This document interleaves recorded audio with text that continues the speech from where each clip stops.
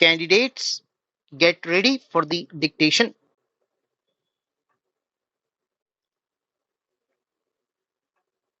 Sir, my friend Honorable Home Minister has brought forward a constitutional amendment bill. Of course, it is only a constitutional amendment bill. It should have been brought by invoking Article 368. That is what I have said previously. But at the same time, whatever I speak, whatever I debate, he will rebut with great tone and energy because he can make a mountain out of molehill. Sir, I refer to the five judge bench judgment of 1971 on 10th October 1968. The case was between Sampath Prakash versus the state of Jammu and Kashmir. Sir, the Proviso 3 of 370 should have been adopted by a resolution.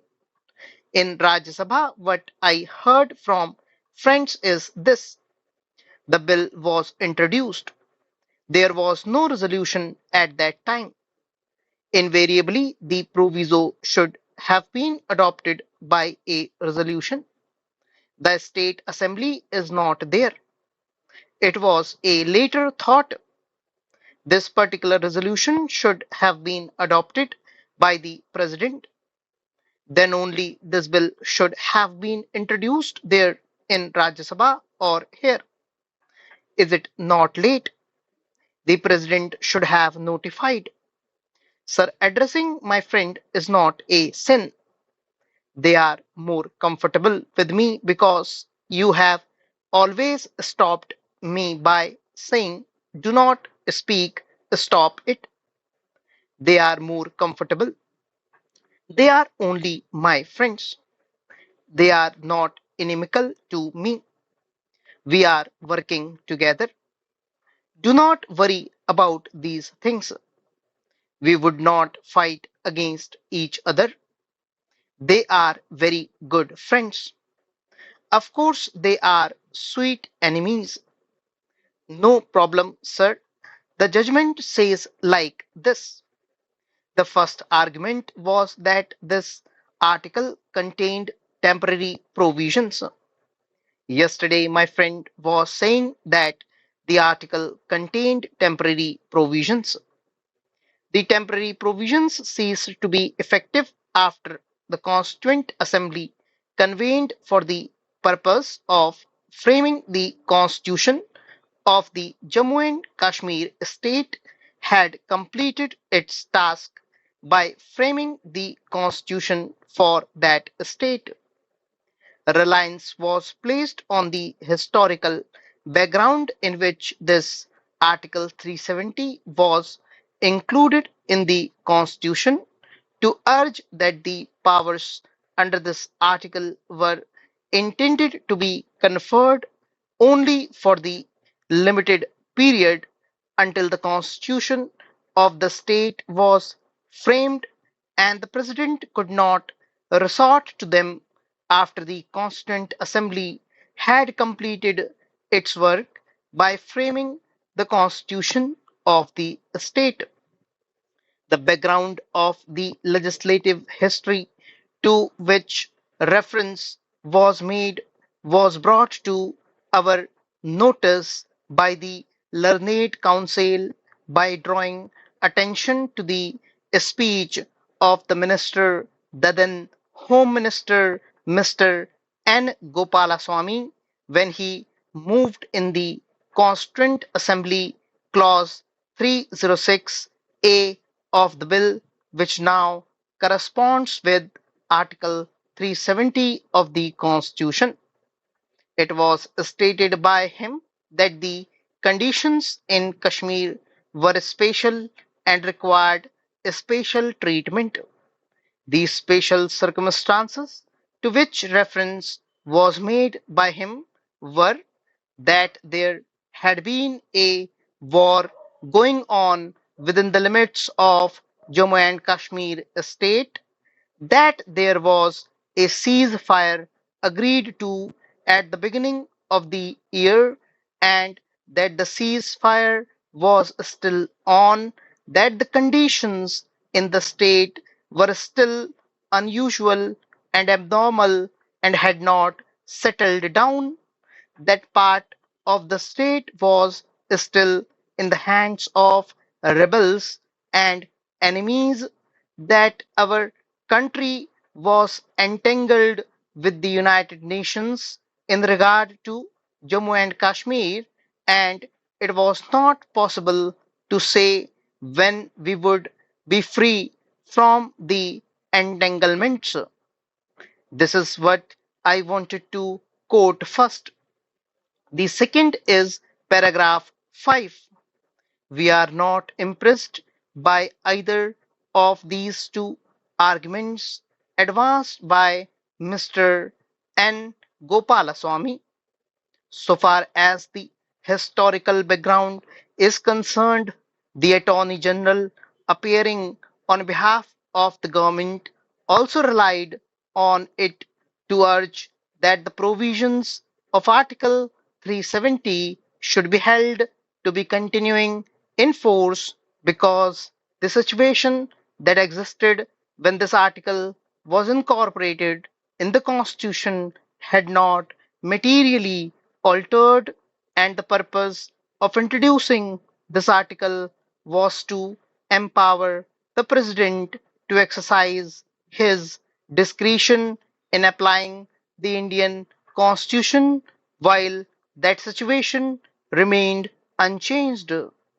There is considerable force in this submission. That is what the judge have said. There is a considerable force in his submission. My point is you are bringing a legislation, you are bringing a constitutional change. It is okay. As far as you are concerned, you are right. As far as we are concerned, that is not correct. You are not consulting the state legislature. You may say the state legislature is not in existence. Why have you not conducted the elections? This particular government, the same government, was in power for the last 5 years and it should have conducted the elections. It should have conducted the assembly elections also at the time of the Lok Sabha elections. What I suggest is the will of the people is not reflected here. The will of the people will be truly reflected when there is an assembly. He may say that constitutionally it is correct. In both the Rajya Sabha and Lok Sabha, they can pass the resolution. They can send it to the president and get it back. The bill can be passed because they have got a brute majority. Only by virtue of brute majority these bills are passed every day. My friend, the Minister of Parliamentary Affairs, is a very shrewd and a smart minister. He is producing two or three bills every day. He is just like a production house of bills. My friend, the Honorable Speaker, is also approving everything with a smile without any discussion with us. There is no problem. You are making use of the time. The Honorable Minister, who is also a good friend of mine, is very shrewd. He is always in preparation. He is always ready to bring in a bill. Every day he is bringing two or three bills. I think he has passed about 35 bills in this session of Parliament. So, my friend Mr. Joshi is very efficient, very capable of handling everything. I think he has been trained by my other friend, the Honorable Home Minister. I request my friend, the Honorable Parliamentary Affairs Minister, not to mind it. I am just sharing my views. I want to give a suggestion to the Honorable Home Minister, and I would straightway ask him. Yes, I concur with your views. At times it was under Vajpayee's rule. Please underline that. I cannot say anything over and above that. The only thing I want to know is, what do you achieve? What is the end result of this? Yes, you are passing the bills. This bill too will be passed by evening. You have got majority. Definitely we will be losing.